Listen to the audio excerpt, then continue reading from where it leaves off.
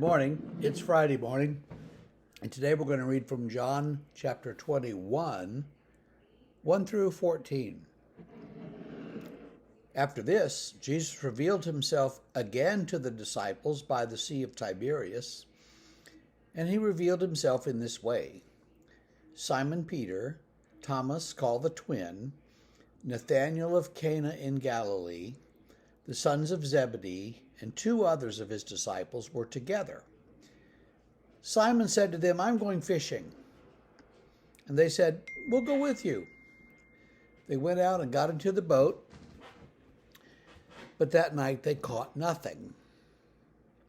Just as day was breaking, Jesus stood on the shore, yet the disciples did not know it was Jesus. And Jesus said to them, "Children, do you have any fish?"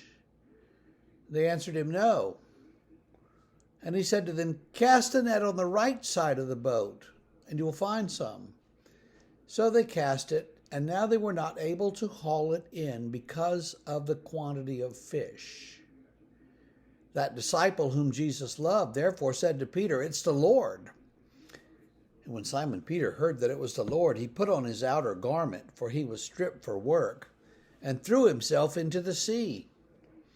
The other disciples came in the boat, dragging the net full of fish, for they were not far from land, about 100 yards off.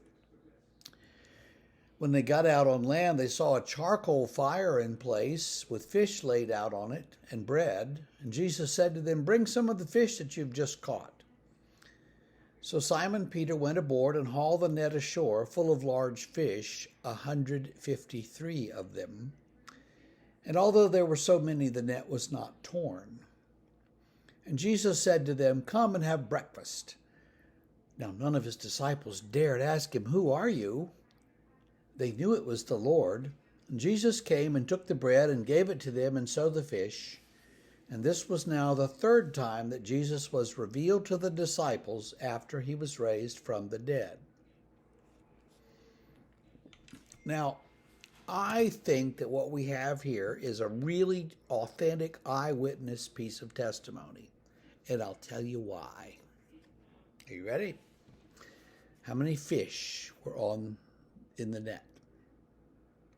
153.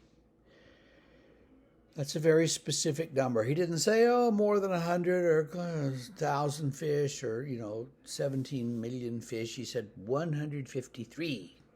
Which means he was there and he counted them, I think. And that's how he knew that there were so many fish. There's an old Reader's Theater play that has one character who keeps walking across the stage yelling, "What are we going to do with all these stinking, rotting fish?" Which is a good question.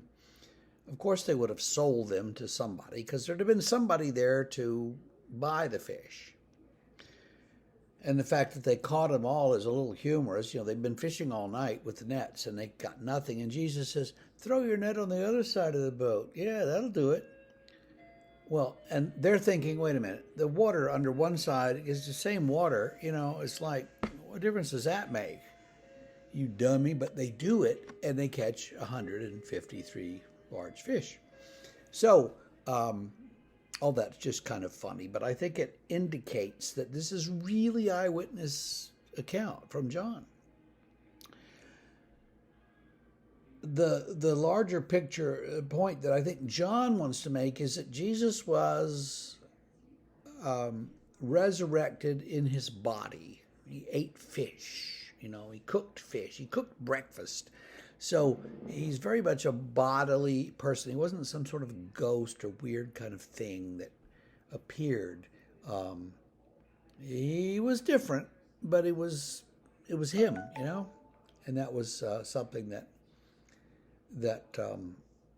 they knew and wanted to communicate. So we have Jesus coming ashore or on the beach, cooking fish, feeding the disciples.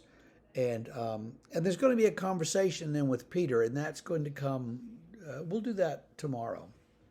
But for now, remember that the risen Lord is not just some sort of phantasma. He's not some sort of ghost. He's a real human person in his body, and he's got scars, and he's got and he eats fish, and so he's real, and don't forget that. Well, that's it for today. Have a great day, and we will see you tomorrow.